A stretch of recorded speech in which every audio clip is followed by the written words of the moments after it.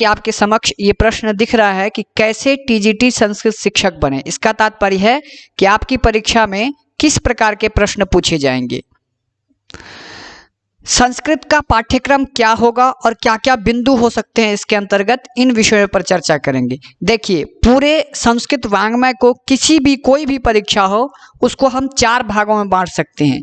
पहला है वैदिक साहित्य, उसके बाद संस्कृत काव्य साहित्य, व्याकरण विधा और शिक्षण विधि। इन चारों बिंदुओं से किसी भी टीजीटी संस्कृत में प्रश्न पूछे जाते हैं।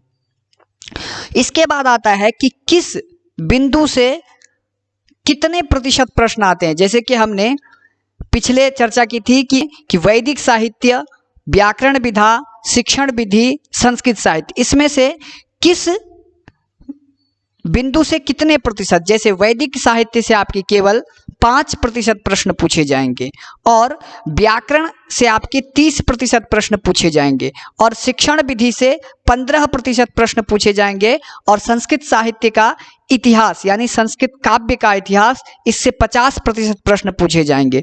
अब हम चर्चा करने जा रहे हैं, या हमारा चर्चा का विषय होना चाहिए कि ये 4 जो बिंदु हैं, ये 4 जो प्रकरण हैं, इनमें किस किस प्रकार के प्रश्न पूछे जाते हैं। तो सबसे पहला वैदिक साहित्य से, जैसा कि हमने कहा था कि 5% प्रश्न इससे पूछे जाएंगे। वैदिक साहित्य से किस प्रकार के प्रश्न आते हैं, ये सभी बच्चों के मन में होता है कि वैदिक साहित्य से किस प्रकार से प्रश्न आएंगे। तो देखिए, वैदिक साहित्य में सबसे पहला प्रश्न जो होगा या सबसे प्रथम प्रकार के प्रश्न होगा, उसमें 5 बिंदुओं से आपके प्रश्न पूछे जाएंगे। जैसे वेद पुरुष की शाखा, प्रायः इससे एक प्रश्न पूछा ही जाता है। वेद पुरुष की शाखा से मतलब कि वेद का घ्राण क्या है, वेद का चक्षु क्या है, जैसे वेद का मुख क्या है, जैसे वेद का मुख क्या है, व्याकरण है। इस तरह से आपके वेद पुरुष की पूछी जाएगी, जो वेद के अंग भी कहे जाते हैं। उसके बाद मंत्र संहिता, किस संहिता का किस वेद से संबंधित है। उसके ब्राह्मण किस ब्राह्मण से संबंधित है, अरण्यक किस वेद से संबंधित है, उपनिषद किस वेद से संबंधित है। तो ये वैदिक साहित्य में 5 बिंदुओं से आपके प्रश्न पूछे जाएंगे, जो कि केवल और केवल 5% प्रश्न पूछे जाएंगे। और डीएसएसबी में आपको पता है कि 100 प्रश्न पूछे जाते हैं, तो आप में से लगभग 5 से 7 क्वेश्चन आपके वैदिक साहित्य से पूछे जाएंगे।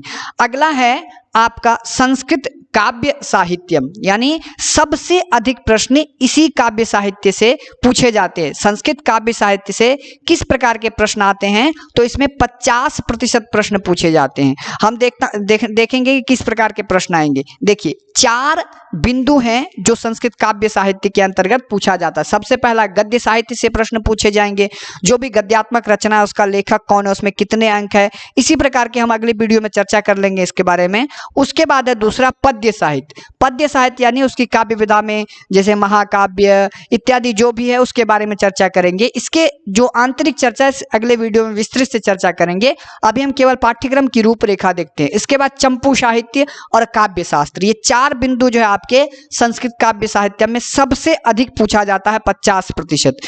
अगला है व्याकरण से किस प्रकार के प्रश्न आते हैं, जो तीसरा प्रकरण है व्याकरण विधा में। इसमें 30% यानी सबसे अधिक प्रश्न पूछे जाने पर दूसरे नंबर पे 30% इससे प्रश्न पूछे जाते हैं। देखिए, इसमें क्या क्या हो सकता है। वर्ण समाम्नय, जिसके अंतर्गत उच्चारण इत्यादि या कौन सी संधि है, इस तरह के प्रश्न वर्ण समाम्नय में पूछा जाएगा। दूसरे पर है संधि, समास, प्रत्यय, उपसर्ग, इन सब से पूछा जाएगा।